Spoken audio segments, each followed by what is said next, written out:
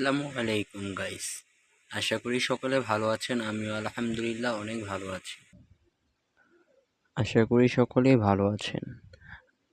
আইপিজিডি KS build পক্ষ থেকে সবাইকে স্বাগতম। আমি আছি মোহাম্মদ জাহিদ হাসান। আজকে আমি আপনাদের সামনে নিয়ে আসছি বার্জিকা পাখি। বার্জিকা পাখি কোথায় এবং কি খাঁচা কতটুকু মাপ, কিভাবে রাখতে হবে, হাঁড়ি কবে বাঁধতে হবে, কিভাবে খাঁচা সেট আপ করতে হবে, সবই দেখাবো আস্তে আস্তে। ইনশাল্লাহ সবাই সাথে থাকুন। এই দেখুন আমার বার্জিকা পাখিটি। এটা হচ্ছে আমার মেয়ে বার্জিকা পাখিটি বসে আছে। আর ওই যে দেখুন ছেলে বার্জিকা পাখিটি ভিতরে রক্ষণাবেক্ষণ করছে কিভাবে থাকা যায়। অবশ্যই কিছুদিনের ভিতর ডিম দিয়ে দেবে ইনশাল্লাহ আশা করছি। এই দেখুন আমি সরঞ্জাম পাতা দিয়েছি যেন ওরা খেয়ে হেলথ ভালো থাকে।